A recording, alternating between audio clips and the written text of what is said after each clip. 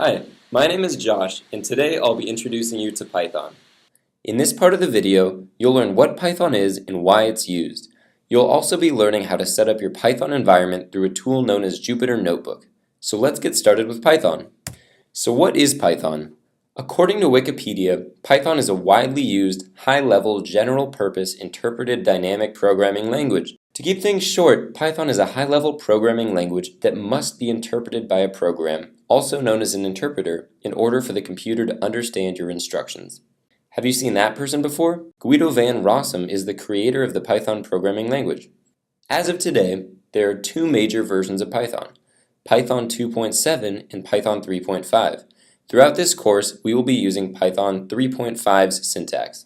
Python is a high-level language, and because of that, most of the things that we will be doing are easier, since they are abstracted compared to any other low-level languages like C or Java. We don't even need to deal with each variable type such as booleans, integers, shorts, etc. Not only that, Python also enforces strict coding style, which can be good because your code will be extremely readable to you and you can spot errors more easily. Also, Python has a thriving community of contributors and third-party application developers. The Python package index hosts thousands of third-party modules for Python. There are endless possibilities for these modules. Name an area or field, and there's most likely at least one package written for it. And most importantly, the packages are usually open source. Here are a few companies who use Python in their day-to-day work processes. Fun fact, Guido van Rossum works for Dropbox right now. Next, let's look at what Python is mostly used for. First, let's discuss the applications of Python in web development. Python has web frameworks such as Django and Pyramid, which makes it easier to build web applications quickly with less code. Python's standard library supports many internet protocols, which include HTML, XML, JSON, FTP, and IMAP. Beautiful Soup is a toolkit for dissecting a document and extracting what you need. It doesn't take much code to write an application. It converts incoming documents into Unicode and outgoing documents to UTF-8. Feed Parser can be used for parsing RSS and Atom feeds.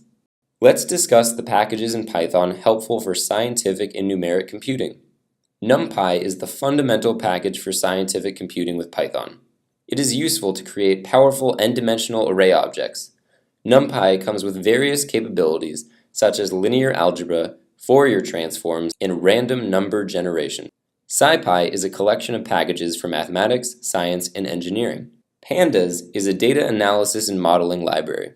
OpenCV is a library used for image processing and computer vision, especially when computational efficiency is important. The Python imaging library adds image processing capabilities to your Python interpreter. This library supports many file formats and provides image processing and graphics capabilities, but this is far less powerful than OpenCV.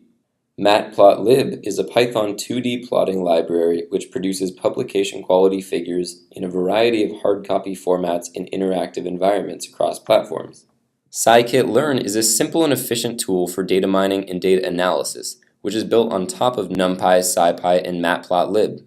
PyDupe is a Python interface to Hadoop, the tool that's used for big data analysis in distributed environments, that allows you to write MapReduce applications and interact with HDFS in pure Python. Now let's discuss the packages in Python helpful for GUI creation. WXWidgets allows Python programmers to create programs with a robust, highly functional graphical user interface easily. It is implemented as a Python extension module that wraps the popular WXWidgets cross-platform GUI library, which is written in C++. PyQt brings together the Qt C++ cross-platform application framework and the cross-platform interpreted language Python. Let's discuss a few other interesting packages. Pygame is a Python module designed for writing video games. Pyglit is a 3D animation and game creation engine. This is the engine in which the famous Python port of Minecraft was made. Nose is a testing framework for Python. It is used by millions of Python developers. It is a must-have if you work on test-driven development. Jupyter Notebook is an application that allows you to create and share documents that contain live code, equations, visualizations, and explanatory text. A notebook is a document which contains your live code. Each notebook needs to run on a platform known as a kernel. In our case, the kernel will always be Python 3, since we are typing Python 3's syntax into the notebook. For this to work, let's set up our environment. We will download a program called Anaconda, and this will install the Jupyter Notebook, which handles more than 400 of the most popular Python packages for science, math, engineering, and data analysis. Head to the link and download and install Python 3.5's version of Anaconda. Next, you'll realize that a program called Launcher has been installed on your system. Open it up and click on the Launch button for IPython Notebook. Note that the version of the notebook may differ here. Don't worry about that. When you've clicked on the Launch button, a web browser leading to a locally hosted web page will be open for you. Head to the New button and click on Python 3. A new notebook will be created for you. You will see a large gray box in front of you prefixed by an IN with brackets. This is known as a cell in the notebook.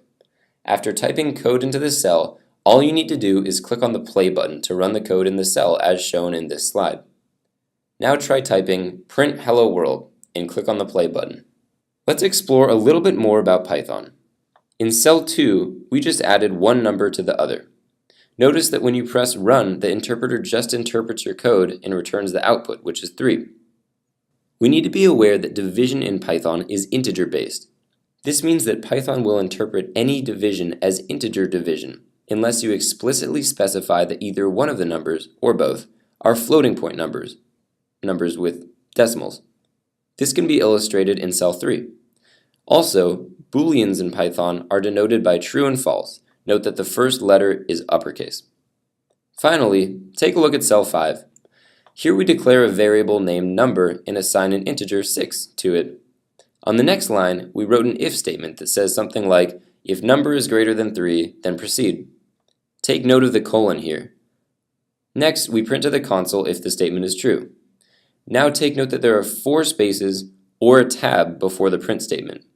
From looking at cell 5, we can infer that Python requires us to insert a colon at the end of every if statement. Unlike braces in languages like Java or C, the colon in Python is the one that determines the start of a block. Any code inside the block must be indented with 4 spaces or a tab. This is the strict coding style that we mentioned earlier.